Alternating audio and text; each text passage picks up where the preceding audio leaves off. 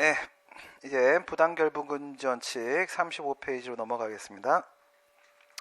행정법의 1번 원칙에서 우리가 9개 비평신자, 목동, 부실삭에서 부 부분이 되고요. 우리가 비례 원칙에서 얘기했을 때 그 적필상의 적 부분은 행정 목적과 수단 사이 객관적 관련성이 인정돼야 되는 문제라고 말씀을 드렸고, 여기서 부당결부금지원칙은 행정 목적과 수단 사이에 실질적 관련성이 인정돼야 되는 겁니다. 실질적 관련성에 어떤 내용들이 있는지 한번 보도록 하겠습니다. 행정기관이 공행정작용을 함에 있어서 지금 이렇게 얘기를 했는데요. 공행정작용이다 하게 되면 이건 공법행위 전반을 말합니다. 공법행위 전반이라고 하게 되면 권력적 작용으로서의 행정행위도 있겠지만 비권력적 작용으로서의 공법상 계약 등도 부당결부금지원칙의 문제가 발생할 수가 있습니다. 공법행위 전반입니다. 공행정작용이라고 하고 있고요. 그것과 실질적 관련성이 없는 상대방의 반대급부와 결부시켜서는 안 된다. 일반적으로는 다 그런 건 아니지만 부당결부금지원칙은 주로는 수익적인 작용에서 문제가 된다라고 했어요. 그래서 주된 급부와 반대 급부를 비교하게 된다.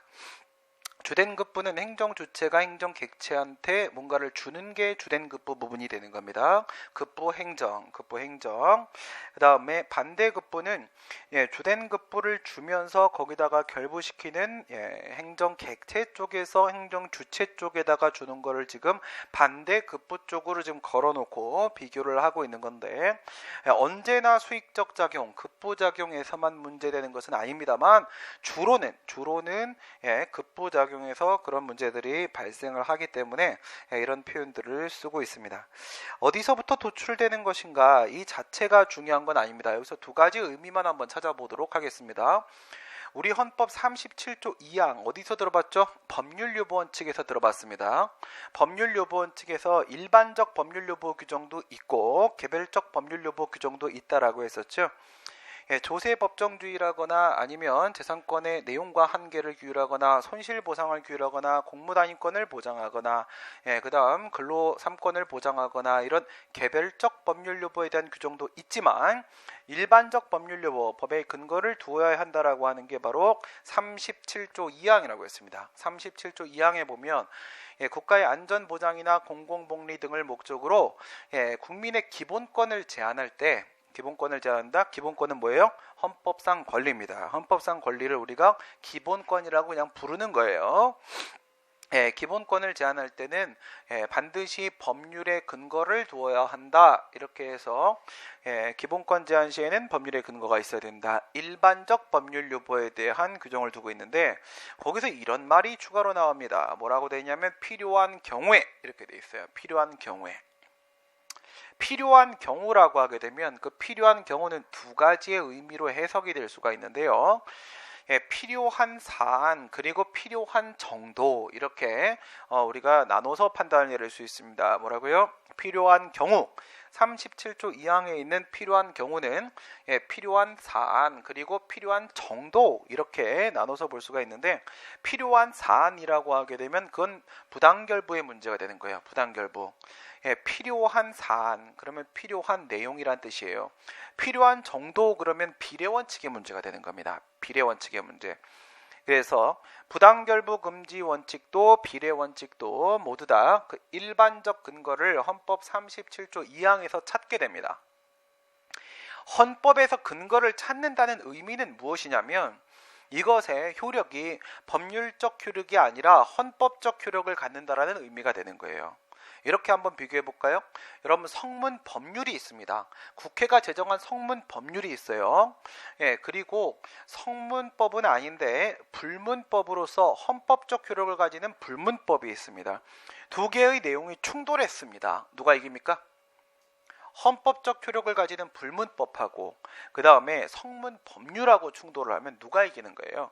체급 자체가 다르다고 했죠. 체급 자체가 헌법적 효력을 가지고 있다고 하게 되면 그것이 비록 불문법이라고 하더라도 성문 법률보다 상위법입니다. 상위법은 하위법에 대해서 효력 우선에 있습니다. 효력 우선에 있어요. 적용 우선은 누구한테 있다고 했어요? 하위법에 있다고 했죠. 상위법이 있음에도 불구하고 하위법을 제정했다라는 얘기는 그것을 적용하기 위해 제정을 한 것입니다.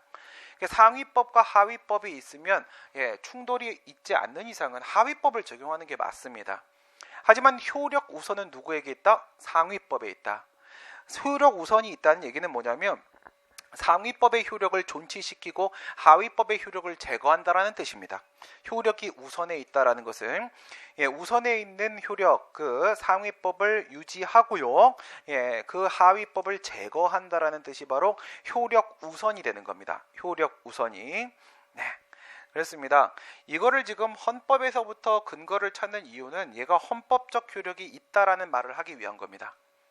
헌법적 효력이 있다고 하게 되면 행정부가 하는 공행정작용도 부당결부금전칙에 위반되면 위법 이렇게 돼서 제거가 되겠지만은 뿐만 아니라 법률이 부당결부금전칙에 위반될 때도 그것은 위헌이라고 말할 수 있습니다.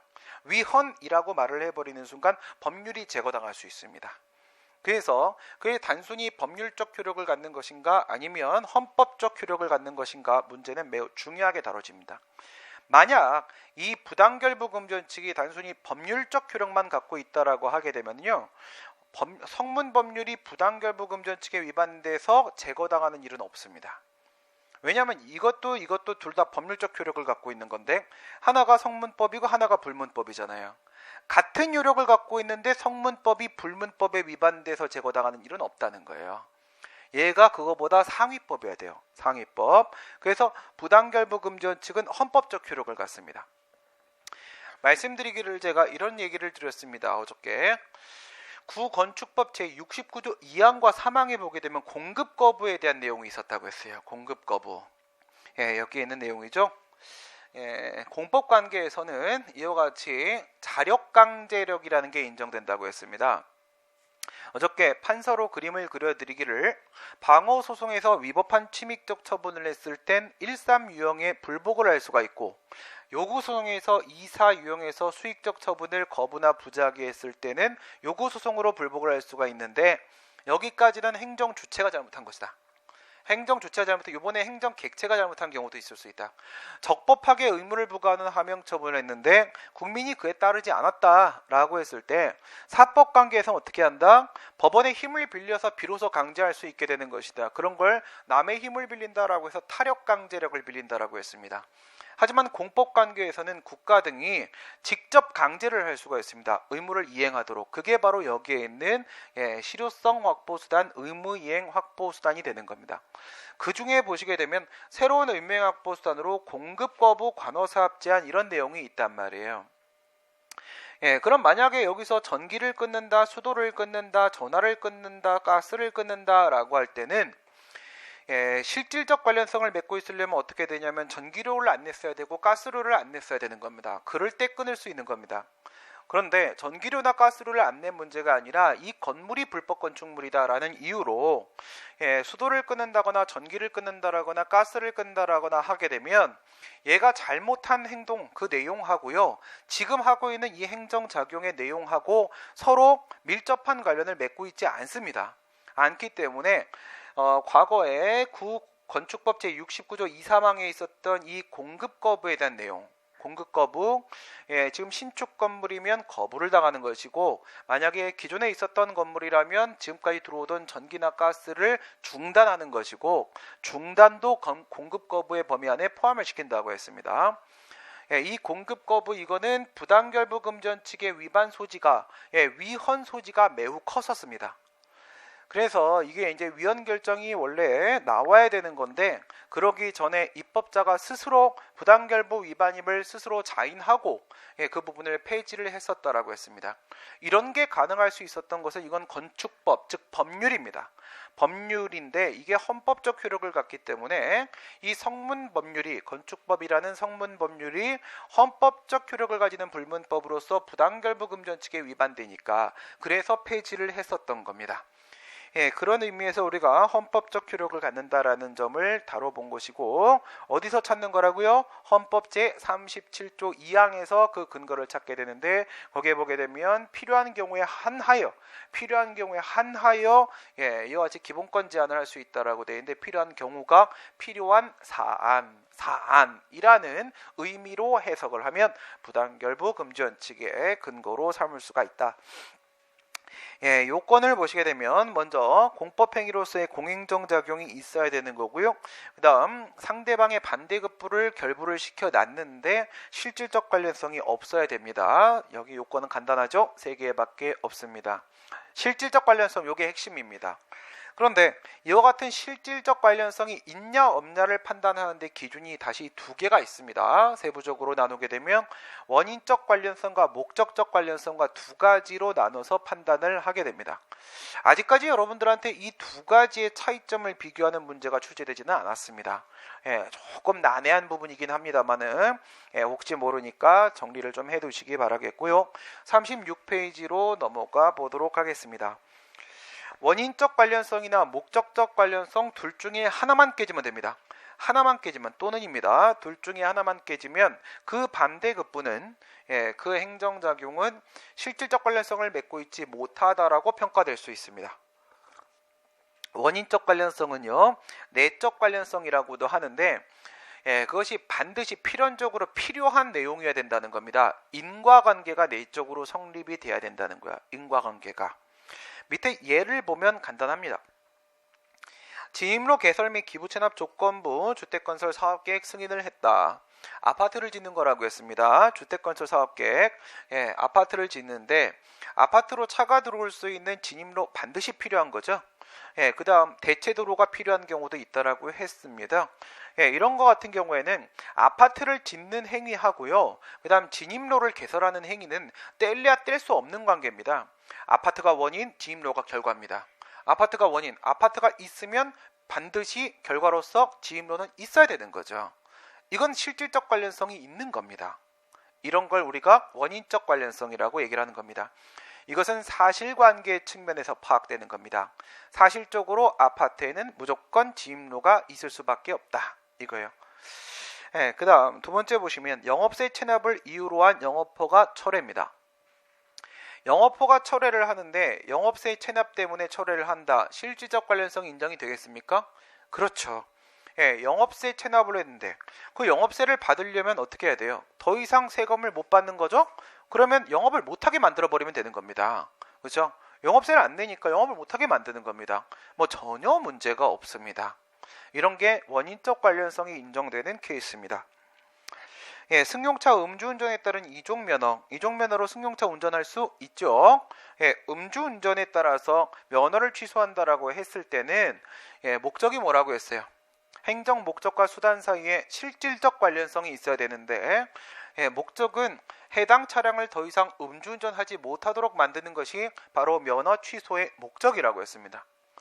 그렇다면 이 친구가 2종, 1종 2개의 면허를 갖고 있다라고 하게 되면 2개의 면허는 모두 다 승용차를 운전할 수 있는 면허입니다. 그렇다면 2개의 면허를 모두 취소하는 게 맞는 겁니다. 그 차량을 더 이상 음주운전 못하게 만들려면요, 면허를 다 취소해야 되는 거죠. 만약에 1종만 취소하고 2종을 취소 안 하면 그 2종을 가지고 승용차를 또 운전할 겁니다. 또 음주운전을 하겠죠. 목적은 뭐라고요? 그 해당 차량을 더 이상 음주운전 못하게 하는 것이 바로 행정 목적입니다. 그렇다면 이 승용차를 운전할 수 있도록 되어 있는 우리 도로교통법령에서 승용차 운전이 가능하도록 하고 있는 면허의 종류는 전부 다 취소해 버리는 것이 맞습니다. 이건 내적 관련성을 맺고 있는 게 맞습니다. 그 다음 보시면 안 되는 겁니다. 서울시 청사부지 기부체납 조건부 주택건설 사업계획 승인. 아파트 건설을 해서 분양을 해가지고 돈을 벌게 해줄 테니까 공무원들이 지금 이용하고 있는 관공서 청사를 좀 새로 지어라 라고 하게 되면 이 아파트 짓는 거하고 공무원 생활하는 것하고는 아무 관계가 없습니다. 그래서 아파트 짓는데 반드시 필요한 게 서울시 공무원들의 공간이냐? 그건 아니라는 거죠. 이 정도 되면 이건 실질적 관련성이 없다, 이렇게 볼 수가 있는 것이고, 그 다음 종합부동산세 체납. 부동산세를 체납하게 되면 강제징수 들어가면 되는 겁니다. 강제징수 들어가면 되는 것이지 여기에 있죠. 강제징수. 행정상 강제집행과 즉시강제가 있는데요. 이 행정강제, 행정벌 두 개가 전통적 실효성 확보사입니다. 행정강제에는 두 개로 다시 나눠지는데 둘의 차이는 뭐냐면 위에 있는 강제집행은 말이에요. 강제집행은 사전에 의무를 부과합니다. 의무 부과가 포함되어 있는 거예요. 먼저 의무를 부과하고 의무를 이행 안 하면 바로 저 강제집행을 들어가게 돼요. 그런데 밑에 있는 즉시강제 같은 경우에는 사전 의무 부과 단계를 생략합니다. 생략하고 바로 강제를 들어가는 게 그래서 이름이 즉시강제인 겁니다. 의무가 포함되냐 포함되지 않느냐의 차이예요. 사전에 의무를 부과를 하느냐 안 하느냐 그 차이가 강제집행과 그 다음에 즉시강제입니다. 강제집행의 종류는 네 가지가 있습니다. 네 가지가 있는데 만약에 내가 회사에 취직을 했는데 자꾸 나한테 일 안 한다고 강제집행 들어오면 저는 대충 그냥 회사 옮깁니다. 난 자존감이 세거든. 그죠? 그게 바로 뭐냐면 강제집행은 대강이직입니다. 대강이직합니다. 자꾸 회사가 나한테 강제 들어오려고 하게 되면 대강이직해버립니다. 대강이직을 해버립니다. 대는 행정 대집행입니다. 대집행은요 대신하여 집행한다는 뜻이에요. 대신 할 수 있다라는 뜻은요 그것이 다른 사람이 할 수 있는 의무라는 뜻입니다. 다른 사람이 대신할 수 있는 의무, 타인이 대신하여 행할 수 있는 의무를 우리가 대체적 자기 의무라고 합니다. 대체적 자기 의무, 그것을 대상으로 하는 겁니다. 강제징수입니다. 이 강제징수는 돈입니다. 돈. 우리 어저께 의무는 네 가지 종류가 있다라고 했는데 자기, 부자기, 급부, 수인 이렇게 네 가지가 있다고 했습니다. 그 급부는 준다란 뜻이죠. 국민이 국가한테 뭔가를 주는데 그 중에서도 돈입니다. 돈, 금전. 금전급부 의무를 불이행할 때 기본적으로는 세금이 되겠죠. 금전급부 의무를 불이행할 때 들어가는 강제집행 수단이 바로 강제징수가 되는 겁니다. 강제징수. 그 다음에 이행강제금이라는 게 있습니다. 이건 이름이 이행을 할 때까지 강제하기 위해서 돈을 매긴다는 뜻이에요. 이행을 할 때까지 강제하려고 계속 돈을 매기는 거예요. 이름에 다 나와 있습니다. 의무를 부과했는데 의무를 이행을 하지 않으면요 이행을 할 때까지 강제하기 위해서 계속 반복 부과합니다. 돈을 계속 반복 부과합니다. 이거는 금전을 무기로 해서 돈을 무기로 해서 상대방에게 심리적 압박을 가하고요. 그래서 스스로 의무를 이행하도록 유도하는 방식입니다. 돈을 계속 매기는 방법입니다. 그 다음에 직접강제라는 게 있습니다. 직접강제는 왜 이름이 직접인 거냐면 공무원이 직접 한다는 뜻이에요. 공무원이 직접 한다. 공무원이 직접 나가가지고요 그 의무자의 신체나 재산에 실력을 행사하는 겁니다. 공무원이 나가고 뭐 한다고? 국민의 신체나 재산, 몸에다 손댈 수 있습니다. 위에 있는 것들은 몸에 손대면 큰일 납니다. 그러면 여러분들이 처벌받습니다. 알겠어요? 밑에 이것만 가능합니다. 이것만 상대방의 신체나 재산에다가 실력을 행사할 수 있는 겁니다. 공무원이 직접 강제입니다. 다시 한번 설명을 드리고요. 즉시강제랑 먼저 한번 비교를 해볼게요. 어떤 경우냐면 목전에 닥친 급박한 장애 제거에 필요가 있는 경우입니다. 이건 사전에 의무를 부과하지 않는다라고 했는데 이유가 두 가지가 있어요. 두 가지가. 하나는 시간상 의무를 부과할 수 없는 경우가 있고요. 성질상 의무를 부과할 수 없는 경우가 있습니다. 시간상 의무를 부과할 수 없는 경우는 메르스 같은 경우를 생각하시면 되는 겁니다. 심각한 전염병에 걸린 사람이 돌아다니고 있습니다. 이런 경우에는 국립의료원이나 서울대학교 병원과 같은 국립병원에다가 강제 격리를 시켜버립니다. 이 사람이 돌아다녀 버리게 되면 다른 사람한테 다 전염됩니다. 사람은 전염이고 동물은 감염입니다. 근데 여러분 문제는 오류가 좀 있습니다. 사람한테 감염됐다라는 표현을 쓰는 경우가 있거든요. 이건 정말 10여 년 전에 잘못 표현했던 당시에 법명이 그런 식으로 돼 있던 적이 있었어요. 사람은 전염시키는 거고요. 동물은 감염시키는 겁니다. 그래서 AI는 전염되는 게 아니라 감염되는 겁니다. 감염되는 거예요. 그거는 새니까. 그래서 메르스 걸린 사람이 전염병 환자가 돌아다니고 있으면요, 이 사람 돌아다니면 다른 사람한테 다 전염돼 버리잖아요. 시간이 없습니다. 시간이 없으면 바로 납치해도 됩니다. 납치하고 그냥 강제 격리 시켜버리면 되는 겁니다. 시간상 사전에 의무를 부과할 수가 없습니다. 그 사람한테 당신 집 밖에 나오지 마세요 라고 의무 부과할 시간이 없습니다. 이 사람이 막 돌아다니면 큰일 나요. 집에 가다가도 막 전염시킵니다. 그런데 밑에 거 성질상 의무를 부과할 수 없는 경우, 이런 거는 이제 문제로 출제되는 것은요, 이것도 병 걸린 걸로 들어가 볼게요. 그래서 병에 걸린 동물고기입니다. 병에 걸린 동물고기, 살모넬라 같은 병에 걸린 동물고기를 판매하고 있는 사람이 있잖아요. 그럼 그 사람한테 가갖고 여기서 이거 판매 안 됩니다 라고 명령을 하잖아요. 그러면 이 사람은 여기서 안 팔 겁니다. 어디 가서 팔아요? 딴 데 가서 팔 겁니다. 그렇죠? 딴 데 가서 팝니다. 그렇기 때문에 이럴 땐 바로 수거해서 폐기해버려야 됩니다. 다 불태워버려야 됩니다. 방법이 없습니다. 사전에 의무를 부과할 시간이 아니라 성질. 왜? 행정 목적 달성이 안 돼요. 이 사람한테 팔지 마라고 하면 딴 데 가서 파니까 못 팔게 하는 게 지금 우리의 목적인데 달성시킬 수가 없습니다. 행정 목적을. 그래서 이런 경우엔 사전에 의무를 부과하지 않고요, 그냥 냅다 갑니다. 냅다 가서 그냥 다 뺏어버리고 그냥 바로 가둬버립니다. 이거는 적법한 행위입니다. 그 다음에 행정벌, 말씀드린 대로 3,000여 개의 개별법은 맨 마지막 부분에 전부 다 벌칙 조항이 있습니다. 그 벌칙 조항에서 이런 내용들이 나옵니다. 행정형벌. 근데 이게 좀 차이가 있습니다. 이건 형법상의 형사범하고 우리 쪽에 있는 행정범하고 차이가 좀 있어요. 형법상의 형사범 같은 경우에는 전부 다 대체로가 뭐냐면 반인륜적 범죄들입니다. 반인륜적 범죄들이기 때문에 누가 봐도 살인을 한다라거나 이렇게 되면 이거 잘못된 건지 위법한 행위라는 걸 인식하기가 쉽습니다. 그런데 우리 쪽의 행정범, 우리 쪽의 이 행정형벌, 행정범 같은 경우에는 행정법규를 위반했는데 범죄를 구성해버리는 거예요. 그러면 우리 형법에 있는 거랑 똑같이 형사처벌을 할 수가 있어요. 형법에 써있는 형벌을 가할 수가 있게 돼 있습니다. 그래서 벌칙 조항에 보게 되면 뭐 3년 이하의 징역 그리고 1,000만 원 이하의 벌금을 부과한다 이렇게 돼 있어요. 우리 법에도 그렇게 돼 있긴 하는데, 뭐 예를 들어서 이런 경우를 한번 생각을 해보세요. 영국이나 일본 아이들 같은 경우에는 어디 있습니까? 운전대가 우리는 왼쪽에 있고 걔들은 오른쪽에 있죠. 이유는 우리는 차량이 우쪽으로 가게 되고 걔네들은 좌쪽으로 가기 때문에 그렇게 되어 있는 겁니다. 근데 이거는 우리 법에서 그러면 범죄라고 했기 때문에 행정범이 성립이 되는 것이지 그 자체가 반인륜적 범죄는 아닙니다.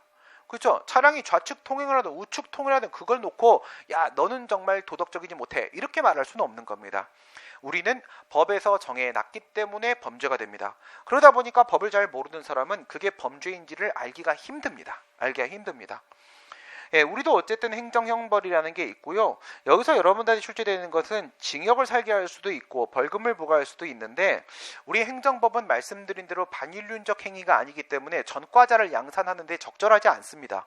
그래서 주로 이걸 사용합니다. 통고처분. 물론 제한적이긴 한데요.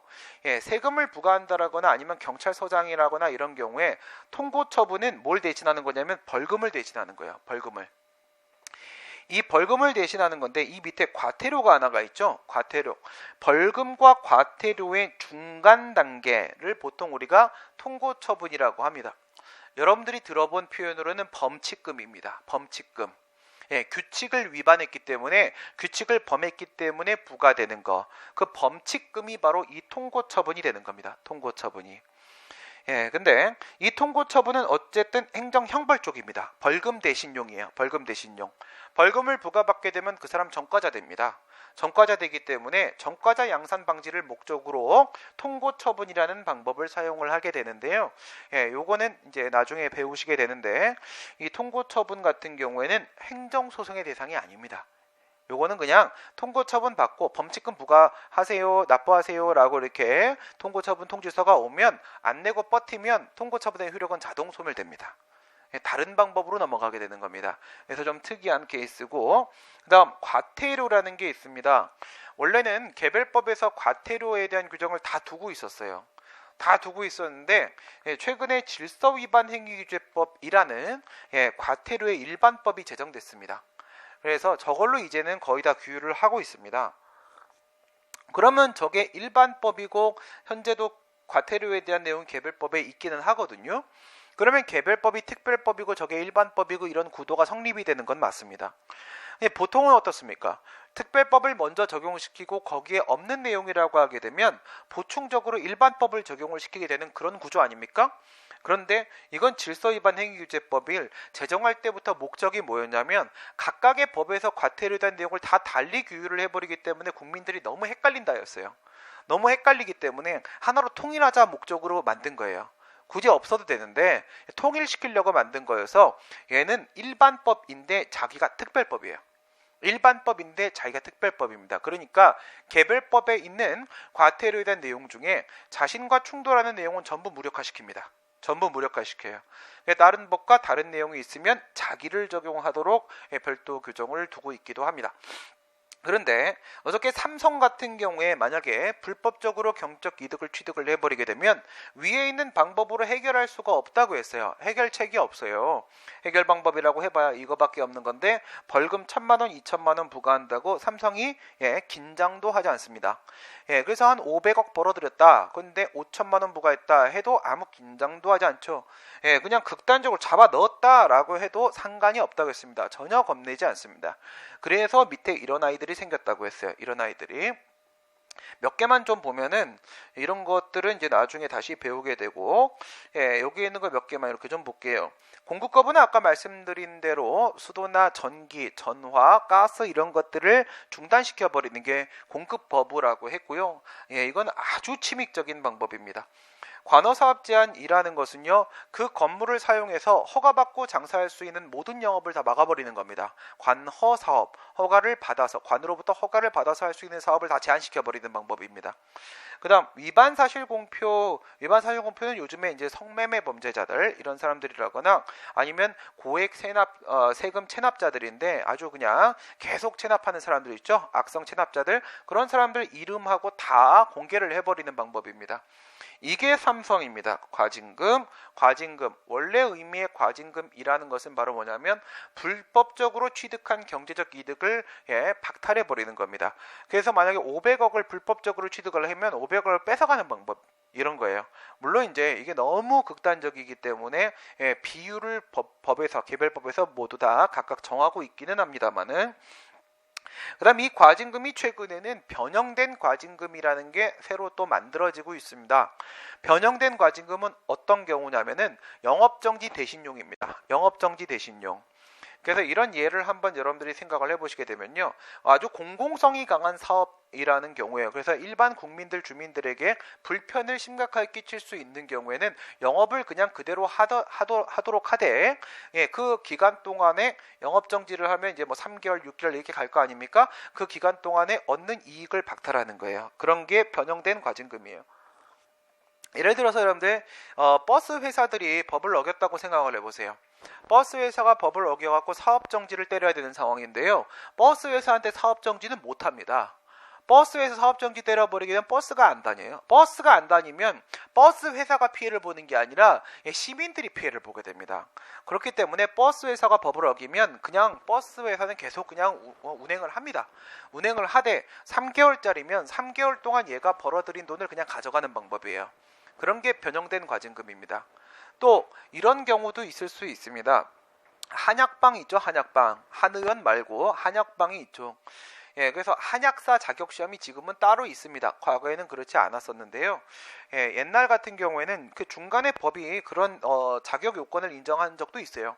한의원에서 일정 기간 동안 일을 했으면 한약사 자격을 준다. 뭐 이런 게 있을 때도 있었는데 지금은 이제 다 이제 시험을 보게 돼 있습니다. 시험을 보는데 이 한약방 같은 경우에 어디에 들어가는 거냐면 의료기관이 없는 지역으로 들어가는 겁니다. 도매 산골 이런 데예요. 근데 그런 데는 약국도 없고 병원도 없고 아무것도 없는데 이 한약방이 하나 들어가 있거든요. 근데 한약방이 법을 위반하고 영업을 했습니다. 근데 여기다 영업정지를 때려버리게 되면 그 동네 사람들 같은 경우 아플 때 갈 데가 없습니다. 그렇기 때문에 한약방은 영업정지하지 않습니다. 그냥 계속 하라고 합니다. 그리고 3개월짜리 영업정지 때려야 되는 상황이면 3개월 동안 번 돈을 뺏는 방법입니다. 그런 게 변형된 과징금이 되는 겁니다. 영업정지를 가름하는 방법 이런 게 되는 건데 지금 부당결부금지원칙에서 주로 문제가 되는 것은 바로 이 공급 거부하고 관어사 합제한 이건데요. 여러분들한테 자주 출제되는 건축법 제9, 건축법 69조 2사망은 이미 제거가 됐다고 했습니다. 그러면 이 관어사 합제안도 한번 같이 생각을 해보도록 하겠습니다. 종합부동산세 체납을 했으면 이걸로 처리해야 되는 거예요. 강제징수 이걸로 처리를 하는데, 지금 여기서 보시다시피 집행력의 행사다, 그 다음에 제재력의 행사다, 여기 제재력의 행사다, 여기 제재력의 행사다, 이런 내용들이 좀 등장을 하고 있는데 정리 한번 합니다. 이런 식으로 의무를 이행을 안 하죠. 의무를 이행을 안 했을 때 들어가는 이행강제수단, 이행강제제도의 종류에는 두 가지가 있습니다. 저 직접 강제하고 비교해야 되기 때문에 표현 조심하시고, 직접적 강제수단이 있습니다. 직접적 강제수단이 이렇게 있고, 간접적 강제수단이 있을 수 있습니다. 간접적 강제수단이 있습니다. 이 직접적 강제 수단을 우리가 집행력을 행사한다라고 얘기를 하는 거예요. 집행력을 행사한다. 그러니까 강제력이라는 게 있는데, 강제력에는 저게 다 자력 강제 수단들입니다. 강제력에는 집행력이라는 게 있고 제재력이라는 게 있는 거예요. 제재력이라는 게 있는 거예요. 이거는 어떤 상황을 만드는 거냐면, 의무자가 스스로 의무를 이행하지 않을 때 의무를 이행한 것과 동일한 상태를 실현시켜 버리는 겁니다. 동일 상태 실현입니다. 의무를 이행한 것과 동일한 상태를 바로 실현시켜 버리는 거예요. 비교를 한번 해볼까요?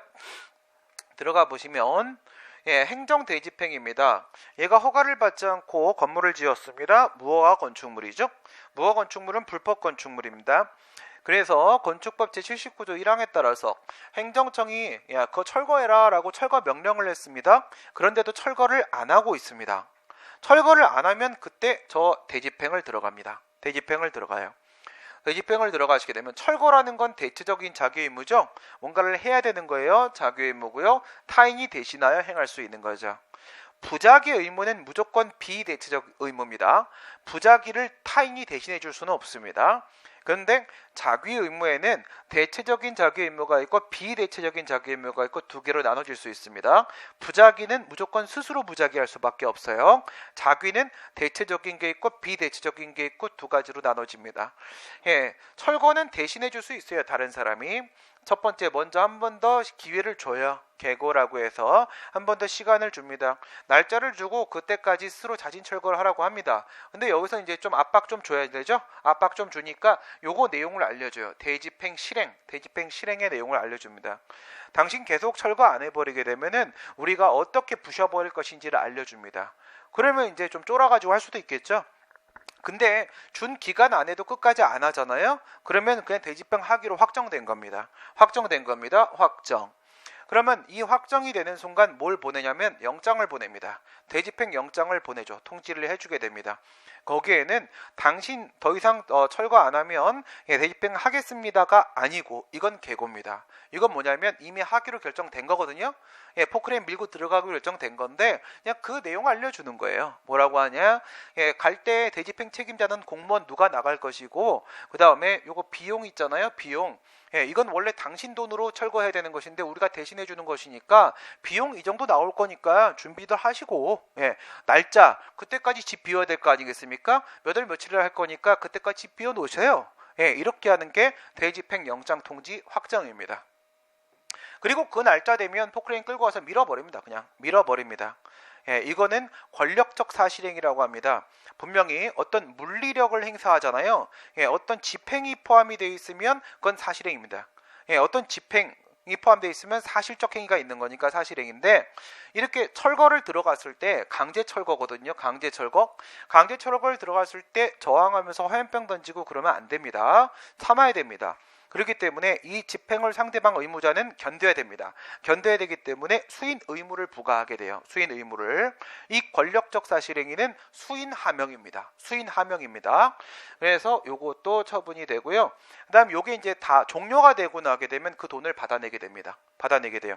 이런 게 바로 뭐냐? 직접적 강제수단. 원하는 건 뭡니까? 철거하는 거죠? 철거하는 건데, 철거를 얘가 스스로 한 거나 마찬가지 상태, 동일 상태에 실현시켜 버린 거죠. 밑에 것도 마찬가지 방법입니다. 세금을 부과했는데 돈을 안 내고 있어요. 위에 있는 계고와 마찬가지로 독촉, 한 번 더 합니다. 시간 한 번 더 줍니다. 언제까지? 납부하세요. 한 번 더 시간 드리는 거예요. 라고 독촉을 합니다. 근데 그때까지도 얘가 납부를 안 하죠? 그러면 압류를 들어가 버립니다. 여러분들이 쉽게 알고 있는 빨간 딱지 붙이는 거 얘기하는 거예요. 압류를 들어갑니다. 그래서 이것도 권력적 사실행위입니다. 집행행위가 개입이 됩니다. 그러면 압류를 걸어버리게 되면, 그리고 그 재산에 대해서 압류 등기를 걸어버리게 되면요, 그 재산은 원래 본인 소유권 있는 재산이라고 할지라도 스스로 딴 사람한테 팔거나 할 수가 없어요. 처분을 할 수가 없습니다. 왜 그런 거예요? 압류를 걸어버리는 경우에는 끝까지 세금을 안 내려고 이걸 딴 사람한테 소유권을 넘겨놓을 수 있잖아요. 이름 바꿔놓을 수 있는 거 아닙니까? 제3자한테 압류할 수 없습니다. 제3자한테 강제징수할 수 없거든요. 그래서 이 사람이 재산권 행사를 못하도록 막아놓는 거예요. 잠시 얼음시키는 겁니다. 얼음시켜놓은 재산들이 있지 않습니까? 얼음시켜놓은 재산을 갖다가 팔아버립니다. 경매에 붙여요. 공익 목적으로 행해지는 경매입니다. 경매에 붙여가지고 딴 사람한테 팔아버립니다. 국가가 직접 팔아버려요. 팔고 나면 이 사람이 나한테 세금을 내야 될 돈이 만약에 1,000만 원이 있는데, 이 재산을 승용차를 압류했다고 쳐보세요. 차를 팔고 나니까 1,500이 나왔다고 생각을 해봅시다. 1,500이 나오게 되면은 이게 막 유찰되면 계속 떨어집니다. 가격이. 1,500이 나왔어. 근데 만약에 경매 붙이는데 들어간 돈이 100만 원이라고 치게 되면요, 총 얼마냐? 600입니다. 500 세금 안 낸 거 하고요. 그 다음에 경매한데 들어간 비용 100 하고요. 1,000이었죠 아까. 1,000에다가 100 하면 1,100. 1,100 빼고 400 돌려줍니다. 그건 원래 그 사람 돈이잖아요. 그쵸? 400 돌려줘. 그게 바로 뭐냐면 이게 청산입니다. 청산. 배분하는 거야. 배분. 돈. 지금 경매를 통해 환가시킨 돈으로, 금전으로 바꿔놓은 그 돈을 얘가 내야 될 돈 가져가고 경매 비용 가져가고 남은 돈 돌려주는 게 청산입니다. 어떻습니까? 역시 동일상태 실현이죠. 동일상태 실현이죠. 스스로 자기가 자기 차 팔아서 세금 낸 거하고 똑같은 상황이 만들어졌잖아요. 그렇죠? 이런 겁니다. 하나 더 있죠? 직접강제? 이거는 일반법이 없습니다. 일반법이 없기 때문에 아주 침익적이기 때문에 개별법의 근거가 있을 때만 되는 건데요. 이런 경우 있습니다. 여러분 영화에서 많이 보신 것처럼 나이트 있죠? 뭐 성인 나이트 이런데 불법 영업을 했습니다. 그럴 때 식품위생법 75조에 따르게 되면요, 영업소 폐쇄 명령이라는 걸 할 수 있습니다. 폐쇄하시오, 영업하지 마시오 라고 할 수가 있거든요. 근데 스스로 영업소 폐쇄를 안 하잖아. 영업소 폐쇄를 안 하게 되면은 다시 79조에 보면 뭐라고 되어 있냐? 영업소 폐쇄 조치를 할 수 있도록 되어 있습니다. 폐쇄 명령에도 불구하고 자기 의무를 부과하는 하명입니다. 하명인데 따르지 않잖아요. 그럼 공무원이 나가갖고 그 사람의 재산에 직접 실력을 행사하는 겁니다. 실력을 행사해서 폐쇄를 시켜버립니다. 폐쇄를 아예 시켜버리는 겁니다. 이런 것도 역시 마찬가지로 집행력의 행사가 되겠죠. 그 다음 두 번째, 간접적 강제 수단이 되는 겁니다. 간접적 강제 수단은요, 동일 상태를 바로 실현시키는 것은 아니고, 이거는 자진 이행을 유도하는 방법입니다. 자진 이행을 유도하는 방법이에요. 의무자가 스스로 의무를 이행할 수 있도록 끌어내는 거예요. 우리가 아까 얘기했던 이행강제금 생각하시게 되면 이게 건축법 방금 얘기했던 얘하고 비교해도 얘도 있습니다. 얘도. 그러니까 불법 건축물을 축조했습니다. 거기에 대해서 철거 명령을 했습니다. 그런데 철거를 안 합니다. 철거를 안 하면 이때 대집행 갈 수도 있지만 저건 행정대집행법이라는 법이 따로 있고요. 건축법에는 이행강제금에 대한 규정이 바로 뒤쪽에 80조에 대기하고 있습니다. 그래서 자진 철거를 안 하면요, 이행강제금을 반복해서 계속 부과할 수 있습니다. 계속 부과할 수 있습니다. 할 때까지. 이건 뭐냐면 그 사람이 돈이 없어서 철거를 못하는 사람, 철거 비용이 없을 수도 있잖아. 그런 사람이면 그냥 대집행 들어갑니다. 대집행 들어가는 거고, 돈이 있는데도 이 사람이 악질이에요. 이 사람이 아주 이기적인 사람입니다. 그럴 땐 어떻게 하냐면 이 이행강제금을 그렇다고 언제까지나 계속 반복 부과할 수 있는 건 아니거든요. 이게 연도 기간 내 제한이 있고 1년마다 횟수의 제한이 있어요. 그래서 만약에 총알을 6번 쏠 수 있다, 6번 부과할 수 있다 그러면 6번 우선 다 때리고 이제 다 끝나죠, 총알. 그 다음 대집행 들어가 버립니다. 이기적인 사람이라고 하게 되면 이행강제금으로 밑밥 다 깔아요. 그래서 돈 우선 뺐을 만큼 뺐고 그 다음에 또 가서 철거도 해버립니다. 그래서 두 개는 선택적으로 사용을 하는데, 이거는 이행강제금은 그 금전을 가지고 상대방한테 압박 주는 거죠. 압박 주는 거기 때문에 이거는 간접적 강제수단에 해당한다, 이렇게 볼 수가 있는 겁니다. 우선 기본적인 내용으로 강제집행에 대한 이야기를 우리가 해봤는데, 요거 얘기를 한번 보도록 하겠습니다. 요거 관호사업제안에 대한 문제 밑으로 한번 쭉 내려가 보시게 되면, 국세징수법 제 7조 이런 내용이 있죠. 7조. 방금 거는 부동산세 체납은 요거 들어가면 돼요. 강제징수. 이걸로 들어가야 되는 것이지 영업허가를 철회할 문제는 아닌 겁니다. 영업허가를. 관련된 내용으로 밑에 국세징수법 7조 한번 볼게요. 7조. 국세징수법은 이거 하는 법이에요. 요거 강제징수하는 법이거든요. 근데 그 국세징수법에 이게 들어가 있어요. 관호사업 제한. 요게 들어가 앉아 있습니다. 그러면서 국세 체납과 직접 관련이 없는 모든 관화사업을 전부 제한시키도록 되어 있어요. 모든 사업입니다. 이 사람이 하고자 하는 모든 영업 사업을 전부 못하게 막도록 되어 있습니다. 이러면 당연히 부당결부금전칙 위반입니다. 이 부동산세 체납이라는 거하고 관련 있는 사업을 막아야 될 거 아니겠습니까? 그렇죠? 모든 이라고 들어가는 순간 이미 부당결부금전칙 위반이 돼버리는 겁니다. 모든 일체 사업을 전부 막도록 하고 있습니다. 국세징수법 7조 문제 출제되니까 잘 기억을 하시고요. 그 다음에 밑에 이제 운전면허 취소 같은 경우에 이륜자동차를 음주운전하면 이륜자동차 면허가 따로 있어요. 이륜자동차 면허를 취소해야 되는 것이지 2종 1종 면허를 취소하는 문제가 아닙니다. 어떤 면허로 어떤 차량을 운전할 수 있는가, 그게 이제 핵심 기준이 되는 것이죠. 그 다음 목적적 관련성으로 가보도록 하겠습니다. 이 목적적 관련성은요, 방금 위에는 사실적 측면에 있어서의 내적 관련성이라고 한다면 이건 규범적 측면입니다. 규범적 측면에 있어서 그 목적과 수단 사이에 있어서 목적에 부합하는 수단이냐 이겁니다. 행정 목적에 부합한 수단이냐. 그러면 그 행정 목적은 어디에서 도출되는 거냐면, 행정 목적은 그 행위의 근거 규범이 있을 거 아니겠습니까? 근거법이 있겠죠. 그 안에서 찾는 거예요. 그 안에서 찾는 건데, 한번 내용을 한번 보세요. 관광진흥법이라는 게 있습니다.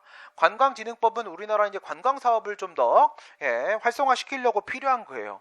그러다 보니까 이 관광진흥법에는요, 원칙적으로 유해한 행위이기 때문에 금지되고 있는 카지노 허가 이런 것이 가능하도록 되어 있습니다. 가능하도록. 그래서 카지노 허가를 하는데, 당연히 입법자도 카지노 허가를 예외적으로 허용할 수 있는 근거를 마련해주면서 걱정스러운 부분이 있겠죠. 우리 국민들이 거기 가갖고 도박 중독자가 될 수 있을 거 아니겠습니까? 그렇죠? 그러면 이 도박 중독자를 방지하고 치료하는 문제는 이미 관광진흥법이 예정해놓고 있는 문제입니다. 예정해놓고 있는 문제니까 카지노 허가를 해주면서 이건 재량이거든요. 그 재량권에 있어서 부관을 붙일 수가 있어요. 부관을 붙이면서 그 도박 중독자에 대한 치료 기관을 같이 옆에다가 설치해놔라. 라고 하는 것은 관광진흥법이 이미 목적하고 있는 범위 내에 포함되어 있는 내용입니다. 이건 뭐 전혀 문제가 없어요. 근데 밑에 보시면 관광진흥법상 카지노 허가를 내주면서 이 동네 사람들의 문화생활을 조금 더, 이건 뭐냐면 여기 카지노 허가를 주면 카지노가 들어오잖아요. 카지노가 들어오면은 그 주민들 싫어할 거 아니겠습니까? 주민들 싫어할 테니까 그 사람들의 그런 반발을 방지하기 위해서, 무마시키기 위한 목적으로 당신들 회관 만들어줄게, 이런 의미가 되는 건데, 이건 관광진흥법이 예상했던 부분이 아닌 겁니다. 그렇기 때문에 목적적 관련성이 깨집니다. 그 다음 공중위생관리법, 이건 여러분들이 생각하고 있는 이제 모텔, 여관, 그 다음에 펜션 이런 거 생각하시면, 호텔 이런 거 생각하시면 됩니다. 그런데 모텔이나 여관 같은 경우에 항상 문제가 되는 게 바로 미성년자들입니다. 미성년자들이 들어와서 안에서 좀 나쁜 행동들을 많이 한단 말이죠. 그 다음 그 안에서 풍속 영업을 하는 경우들도 많이 있지 않습니까? 여관이나 모텔 빌려놓고 성매매를 하는 경우들은 많이 있습니다. 그렇죠? 그런 것들을 막아야 되는 것은 이미 공중위생관리법이 걱정했던 부분입니다. 걱정했던 부분이기 때문에 풍속 영업을, 성매매 같은 것들을 할 수 없도록 막는 것은, 했을 때 영업허가 처리하는 것은 목적적 관련성에 반하는 바가 없습니다. 그런데 그런 문제가 아니라 위랑 마찬가지로 너 부동산세 안 냈지 않냐? 라는 이유로 이 여관 같은 공중위생관리법상의 영업을 철회시키는 것은 또 아무 생뚱맞은 짓입니다. 아무 관계가 없는 문제고, 이것은 공중위생관리법의 목적 범위를 이미 벗어난 것이다, 이렇게 볼 수 있습니다. 밑에 있는 공법상 계약은요, 지금까지 우리가 얘기했던 다른 행정법의 일반 원칙은 보통 뭐였냐면 행정행위였습니다. 행정처분인데 그것이 재량행위일 때 재량의 하자가 발생하는지와 관련돼서 이와 같은 불문법 원리에 대해서 배웠었습니다. 그런데 이 부당결부금지원칙은 오히려 주로 논의되는 게 공법상 계약과 그리고 부관입니다. 부관입니다. 그래서 부관에 대한 이야기가 위에서 계속 얘가 제시가 된 거고요. 이 공법상 계약 같은 경우에는 보통 여러분들 그냥 공법상 계약에도 부당결부금전칙이 적용된다 이렇게 문제가 출제되는데, 계약도 역시 부당결부금전칙이 주로 논의되는 부분이라는 것만 기억하시면 충분한 부분입니다. 실효성 확보 수단은 말씀을 드렸고, 운전면허 취소는 지난 시간에도 여러 가지 이야기를 드렸습니다. 넘어가시고 비례원칙으로 가보도록 합니다. 비례원칙은 뭐 사실 어려운 거는 뭐 거의 없습니다. 네, 비례원칙 어저께 봤던 내용이죠. 적필상 이렇게 있습니다. 1, 2, 3은 단계적 구조를 맺고 있다라는 점에 있어서 1원칙, 2원칙, 3원칙이라고 말을 한다라고 했고요. 수단의 적합성, 이게 가장 효과적인 방법이어야 된다라는 것은 아닌 겁니다. 그 행정 목적 달성을 위해서 가장 효과적인 방법이어야 된다는 게 아니라 효과가 있기만 하면 되는 겁니다. 효과가 객관적 관련성만 맺고 있으면 되는 거예요. 그 목적 달성하는데 1이라도 의미를 갖고 있는 수단을 사용했다면 전혀 문제가 없는 겁니다. 네, 그래요. 그러니까 여기 걸리는 경우는 거의 없다 이거야. 그러면 여기서 보시다시피 적합한 수단은 엄청 많을 거예요. 행정 목적에 적합한 수단은 아주 다양한 수단들을 강구해낼 수 있는데, 그 중에서 수많은 수단 중에서 가장 최소 침해원칙, 덜 침입적인 수단을 찾아내야 됩니다. 이게 사실 비례원칙의 핵심이에요. 그래서 필요성 원칙이라고 얘기하는 거예요. 필요성 원칙이라고. 필요한 최소한의 수단을 사용하라 라고 해서 필요성 원칙이라고 얘기를 하고 있는 건데, 말씀드린 대로 이 수단이 목적과의 관련에 있어서는 적합과 필요성의 원칙 문제가 있다면, 침해된 사익과 비교할 때 상당성의 원칙에 문제가 발생을 한다고 했죠. 이 비례 원칙은 비례 원칙도 역시 뭐야? 거기 보시면요, 헌법 37조 2항으로부터 도출되는 것이라고 했습니다. 어떻게 보시면 되는 거야? 부당결부금지 원칙은 필요한 경우에 한하여를 필요한 사안의 한하여로 해석하시면 되는 거고요. 그 다음 비례원칙이라고 하게 되면 37조 2항에 필요한 경우의 한하여를 필요한 정도의 한하여로 해석하시면 되는 겁니다. 그러면 37조 2항에서 도출되는 거니까 이것도 뭐겠습니까?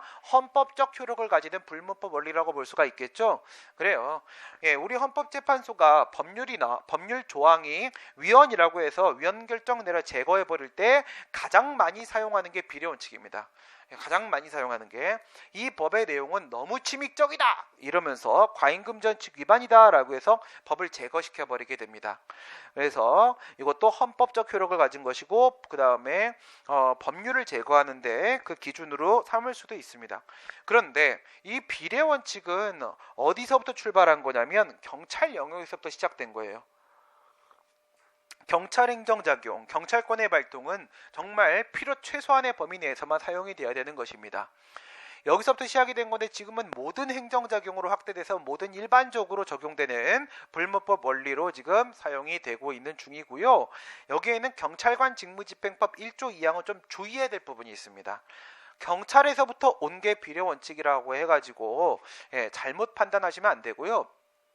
경찰관 직무집행법 1조 2항에는 별도의 비례원칙에 대한 규정을 두고 있는데, 이것은 이 경직법, 경찰관 직무집행법, 경직법의 근거에서 행해지는 경찰권 발동에만 적용되는 겁니다. 알겠어요? 그러니까 예를 들어서 우리 자주 봤던 도로교통법을 근거로 경찰기관, 지방경찰청장이 운전면허 정지 취소를 했다. 거기에는 이거 적용되는 거 아닙니다.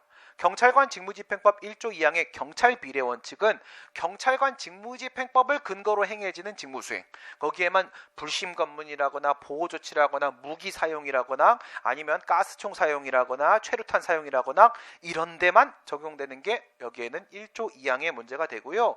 그 다음 여기 어디 갔어? 대집행, 행정 대집행 같은 경우에도 상당히 침입적이죠. 상당히 침입적이기 때문에 행정 대집행에도 비례 원칙은 물론 적용이 되는 것이고요. 그래서 행정 대집행법 제2조에는 행정 대집행의 요건에 대한 내용이 포함돼요. 요건에 대한 내용이 포함되는데 거기에 이런 게 있습니다. 행정대집행은 공작뽀형이라고 했죠. 공작뽀형이라고 했습니다.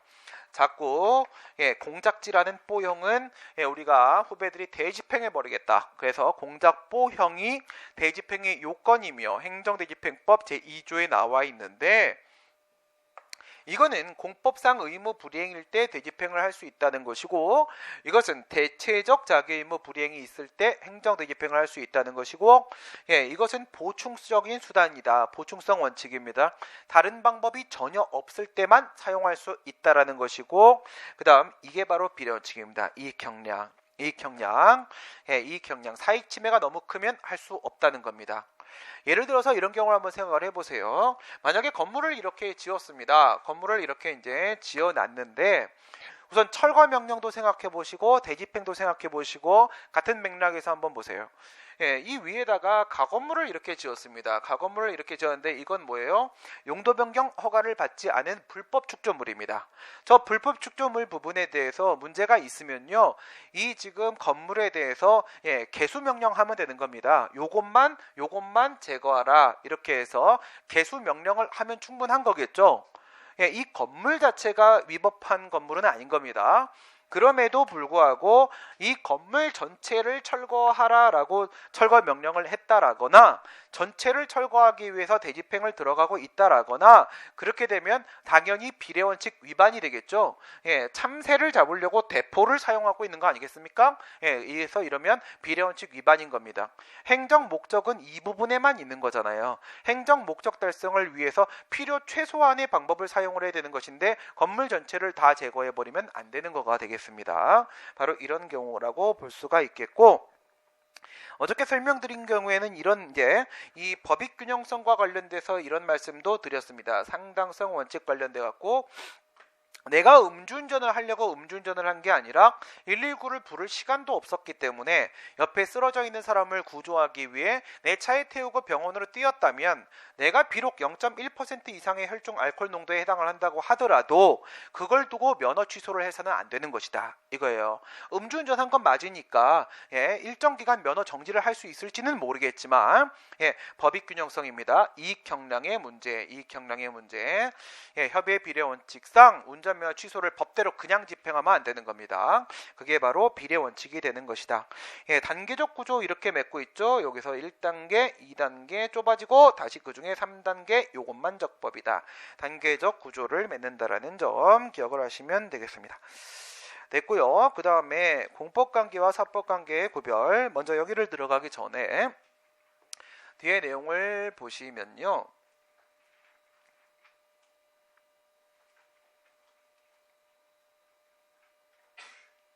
이렇게 되어 있습니다. 그림으로 들어오니까 좀 작아지네요. 행정법이란 무엇이냐 하면, 행정주체와 행정객체 사이에, 국가적, 국민이죠 사이에 형성되는 행정법상은 공법상과 같은 말인 겁니다. 행정법상 법률관계, 그러면 이게 공법관계가 되는 거예요. 공법관계, 행정법관계를 규율하는 법이 바로 행정법입니다. 둘 사이에 있어서 어떤 법률 관계가 만들어질 수 있다라는 것은 이 행정 주체도 사람이고 행정 객체도 사람이기 때문이라고 했죠. 채자를 쓰면 사람으로 보시면 된다고 했습니다.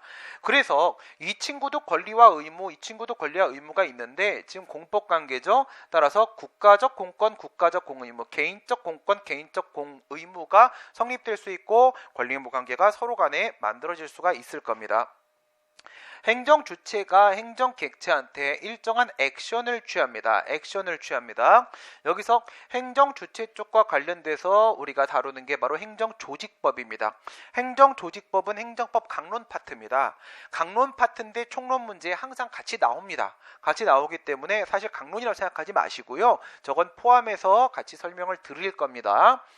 그 다음 이 부분이 바로 몸통입니다. 머리, 몸통, 다리 이렇게 돼요.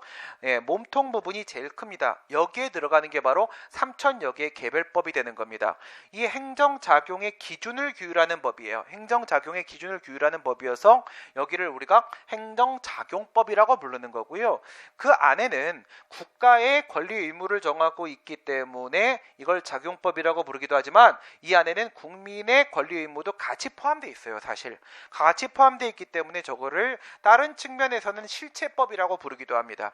실체법, 작용법 그러면 결국 실체는 하나입니다. 그 3,000여 개의 개별법을 말하는 겁니다. 그 안에는 국가행위기준, 그 다음 국민행위기준 둘 다 포함되어 있습니다. 둘 다 포함되어 있고 국가행위기준 측면에서는 우리가 작용법 이렇게 불러주고 그 다음 국민의 행위기준 측면에 있어서는 실체법 이렇게 불러주고 있고 결국은 같은 법을 이름 두 가지를 쓰고 있는 겁니다.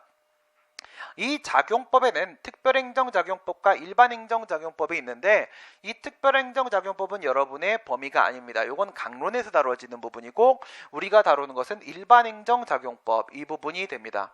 그 다음 밑에 행정객체 같은 경우에는 이 행정주체가 위법하거나 부당한 행위를 해서 권리나 이익을 침해하게 되면 그때 구제 방법이 필요합니다. 권리구제를 받아야 되는데 그 구제 방법을 다루는 법이 바로 여기 밑에 있는 행정구제법이 되는 겁니다. 이거는 권리구제를 규율하는 거죠. 내부관계를 규율하고 외부관계를 규율하며 권리구제를 이제 규율을 하게 되는 거예요. 여기가 이제 여러분들이 계속 들었던 얘기입니다. 이 구제법에는 그 위법하거나 부당한 행위를 아예 제거해서 원래 상태로 되돌려버리는 원래 상태를 존속시켜주는 존속보장 방법으로서 1차적 구제 방법이 있고 이거가 아니라 돈을 주는 가치보장의 방법으로 2차적 구제 방법이 존재하는 겁니다. 여기에 이제 행정쟁송이 있는 건데 행정쟁송에는 행정심판과 행정소송이 포함되며 각각은 일반법이 마련되어 있습니다. 행정심판법, 행정소송법이 준비가 되어 있고요. 그 다음 행정소송에는 아까 우리가 봤던 대로 주관적 소송과 객관적 소송이 있는데 이건 예외입니다. 이건 서비스로 주고 있는 소송제도입니다. 주관적 소송에 권력적 공법관계에서의 항고소송이라는 불복 방법이 있고 비권력적 공법관계에 있어서의 당사소송이라는 방법이 있습니다. 여기에 이제 취소소송, 무효등 확인소송, 부작협파인소송 이렇게 세 개가 포함이 되는 것이었었죠. 그 다음 당사자 소송이라고 하게 되면 이렇게 크게 두 가지로 나옵니다. 실질적 당사소송은요 형식뿐만 아니라 실질까지 진짜 당사소송이라는 얘기인 거예요. 실질까지 당사소송이라는 의미가 되는 것이고 형식적 당사소송이라는 것은 형식은 당사자 소송인데 실질은 취소소송이라는 뜻입니다. 취소소송이라는 뜻이에요. 그래서 형식만 당사소송이라고 하는 겁니다. 형식만 당사소송을 우리가 형식적 당사소송 다시요. 실질까지 당사소송이면 형식뿐만 아니라 실질까지 당사소송이면 실질적 당사소송 형식만 당사소송이면 우리가 형식적 당사소송 이렇게 얘기하게 되고 객관적 소송에는 민중소송, 기관소송 이런 게 있는데 행정소송법 45조, 46조에 있었죠. 그 중에 준용규정 말고 45조에 보면 뭐라고 되어 있냐면 이건 서비스이기 때문에 개별법에서 인정을 할 때만 가능한 겁니다. 개별법에서 이런 민중소송, 기관소송에 근거를 두는 경우가 아주 지극히 예외적으로 몇 개 있습니다. 몇 개 고를 때만 인정되는 거고 심판에는 위에는 항고소송과 대응되는 항고심판만 있다고 했습니다. 여기에는 취소 무효가 있고 여기엔 부작위 위법 확인 소송 대신에 의무이행 심판이 마련되어 있습니다.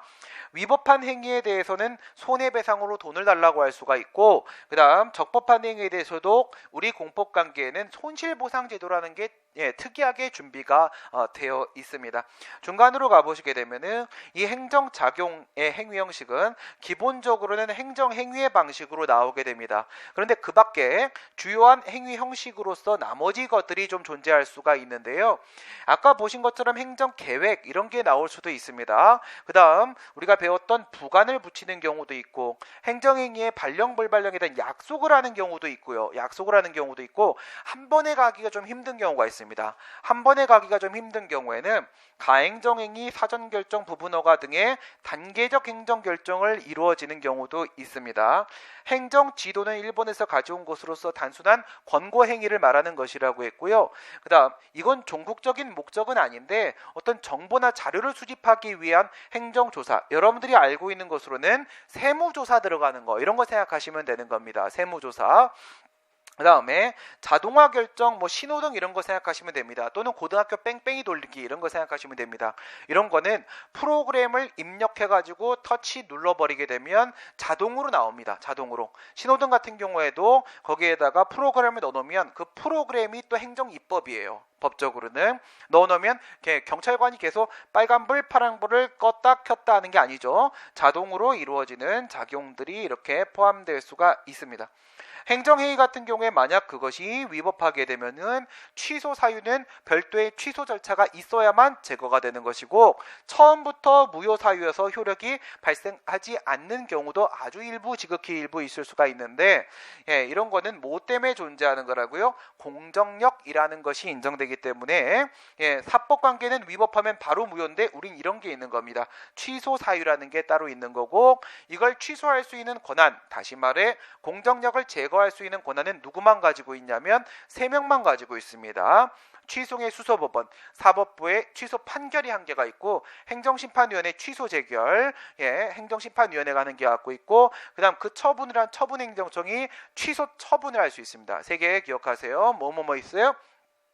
이 공정력을 제거할 수 있는, 이 취소 사유를 무효로 보내버릴 수 있는 권한은 취소 판결, 취소 재결, 취소 처분 딱 3개밖에 없습니다. 3개밖에 없습니다.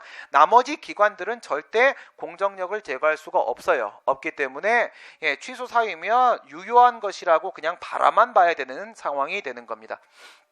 밑에 보시면 행정행위, 행정입법, 사실행위, 이게 바로 뭐냐면 이 모든 행정작용의 산발이 이론입니다. 산발이 이론. 그래서 행정행위냐, 행정입법이냐, 사실행위냐, 이 3개를 가지고 우리의 모든 행정작용을 설명해낼 수 있습니다. 설명해낼 수 있기 때문에 그렇게 어려운 문제가 아니에요. 저 3개로 다 설명이 법적으로는 가능한데, 행정행위는 권리의무에 직접적 영향을 미치는 행위를 말하는 거죠. 행정입법은 법률의 위임을 받아서 새로운 법질서를 만들어냅니다. 새로운 권리의무를 만들어내게 됩니다. 권리의무를 만들어내는 것이고, 사실행위는 아무런 법적 의미가 없는 겁니다. 아무런 법적 의미가 없습니다. 여기서 위법하면 어떻게 갈 거냐? 불복하는 방법을 생각을 해보세요. 만약에 처분이 위법하면 항고소송 제기하는 방법입니다. 항고소송 제기하는 방법이고, 만약에 행정입법, 법규 명령이 위법하면 이렇게 2가지의 방법이 있습니다. 제거하는 방법이. 간접적으로 규범을 통제시켜버리는 방법이 있는가 하면 직접적으로 제거해버리는 경우가 있어요. 이 직접적으로 제거해버리는 방법이 이거랑 똑같은 겁니다. 항고소송이랑. 형식은 법규 명령의 형식을 띠고 있지만, 이거는 처분 통지서가 나오는 게 아니라 법제정 방식을 따르고 있지만, 하지만 그 내용을 보면 처분으로 인정이 되는 경우들이 있어요. 뒤에서 우리가 또 다시 배우게 되는데, 처분으로 인정되는 항고소송 제기할 수 있습니다. 항고소송 제기할 수 있고요. 그렇지 않는 경우에는 우리 헌법 107조 2항에서 위헌위법 명령규칙 심사라는 제도를 마련하고 있습니다. 잘 보세요. 헌법 107조가 있습니다. 여러분 제일 많이 나오는 게 헌법 107조예요. 107조가 있는데 107조 1항과 2항에는 규범 통제에 대한 규정이 있어요. 다시 107조 2항과 3항에는 행정쟁송제도에 대한 규정이 있습니다. 이걸 정리하고 오늘 수업을 마치도록 하겠습니다. 헌법 107조가 있습니다. 107조에는 1항과 2항과 3항이 이렇게 있어요. 1항과 2항과 3항이 있는데, 이 규범을 통제하는 경우를 한번 생각을 해보시고, 그 다음에 행정쟁송제도, 행정소송과 행정심판제도를 한번 떠올려 보도록 하겠습니다. 여기에는 뭐가 있냐면, 여기에는 법률통제수단이 있습니다. 법률통제수단이 있고, 여기에는 행정입법으로서 법규명령에 대한 통제수단이 있습니다. 법규명령에 대한. 그런데 이 2가지의 공통점이 바로 뭐냐면 재판의 전제성입니다. 재판의 전제성. 재판의 전제성을 요구하고 있습니다. 무슨 말씀이냐면 이게 위헌법률심판제도예요. 위헌법률심판제도라는 게 실질적 법치주의 하에서 새롭게 도입됐다고 했죠. 법률이 헌법에 위반되는지 여부를 이제 판단할 수 있게 됐다고 했습니다. 위헌법률심판제도가 이겁니다. 107조 1항. 그 다음 107조 2항에 보게 되면 위헌위법 명령규칙심사제도, 저기에 있는 거 위헌위법 명령규칙심사제도가 있습니다. 그러니까 일반 법원은 최고법원으로서의 대법원이라고 하더라도 일반 법원은 법률에 따라 재판을 하는 것이지 법률을 통제할 수는 없습니다. 법률을 통제할 수 있는 건 오직 헌법재판소밖에 없습니다. 그래서 이건 헌법재판소가 합니다. 위헌법률 심판은. 그런데 법규명령은 어쨌든 행정작용 아닙니까? 행정 입법의 산물이니까 이건 일반 법원이 통제할 수 있습니다. 법률에 위반되거나 헌법에 위반되면 일반 법원이 통제할 수 있는데 그게 바로 여기에 있는 위헌위법 명령규칙심사제도인 겁니다. 그런데 이 두 친구의 공통점은 뭐냐면 이 법률에 근거해서 이 법규명령에 근거해서 우선 처분이 나와야 됩니다. A라는 처분이 나와야 되는 거고요. 그 처분에다가 먼저 취소부터 제기해야 됩니다. 취소부터 제기를 해놓고 그런데 이 취소에서는 A 처분이 적법이에요. 기각 판결 받을 상황이에요. 지금 특별히 주체 절차 형식 내용 네 가지가 있다고 했죠. 주체 절차 형식의 위법은 물론 없고 그 다음에 내용에 있어서도요. 법의 근거도 있고 법률 유보 그 다음 법의 위반도 없어 법률 우위 아무 문제가 없습니다. 그러면 이건 처분 적법이잖아요. 완전 적법 상태니까 이 소송은 패소입니다. 기각될 거거든요. 근데 여기서 포기하는 게 아닙니다. 마지막 남은 방법이 있죠. 뭐가 있냐면 그 근거가 되고 있는 규범을 제거해버리면 됩니다. 근거가 되고 있는 규범을 제거해버리면 뭘로 연결되냐면 내용상 위법 중에서 법률유보 위반이 생겨요. 법률유보 위반이. 무슨 말인지 알겠어요?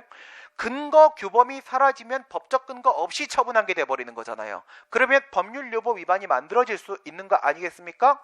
그렇기 때문에 소송을 제기해놓고 나서 규범 통제를 신청할 수가 있어요. 규범 통제를 신청해서 지금 이 법률이나 법률 조항이 위헌이라고 보여집니다. 라고 위헌법률심판 제청 신청을 할 수가 있을 때가 있고 그 다음 법률에는 문제가 없는데 법규명령에 문제가 있습니다. 라고 해서 위헌위법 명령규칙 심사를 신청할 수가 있습니다. 여기서 만약 인용이 돼버리면 그 근거 규범이 이쪽이든 이쪽이든 제거되고요. 제거되고 재판의 전제성이라는 건 뭐냐면 규범이 통제됨으로써 그 소송의 재판의 결과가 달라진다는 거예요. 이 규범이 통제가 되냐 안 되냐 제거가 되냐 안 되냐가 결국 이 재판의 인용 여부를 판단하는 전제 문제로 선결 문제로 먼저 해결해야 되는 문제로 제기되고 있는 상황이라는 겁니다. 그런 걸 우리가 뭐라고 부르냐면 재판의 전제성이 인정된다라고 합니다. 규범 통제가 이루어지면 뭐라고요? 기각 판결이 인용 판결로 완전히 결과가 바뀌는 거예요. 뒤바뀌어 버리는 겁니다. 그런 걸 재판의 전제성이라고 합니다. 그렇다면 말입니다. 그 법규명령이나 법률에다가 바로 내가 뭐 헌법소송 같은 걸 제기한 게 아니잖아요. 뭐를 먼저 거쳤어요? A 처분에 대한 소송을 먼저 거치고 직접적으로는 처분을 통제하고 있는 거예요. 그럼 이 안에서 두 번째 간접적으로 규범을 통제하고 있는 겁니다. 그런 걸 우리가 간접 통제라고 하는 거예요. 간접 통제는 어디서나 법에서는요. 한 달이 걸치면 한 달 이상만 걸쳐주면 다 간접적이라고 말을 합니다. 한 달 이상만. 바로 다이렉트면 직접적이라고 말을 하는 것이고 그러니까 여기에 있는 밑에 처분적 법규명령, 집행적 법규명령 이런 친구는 형식이 법규명령이지만 거기다가 바로 취소 꽂을 수 있습니다.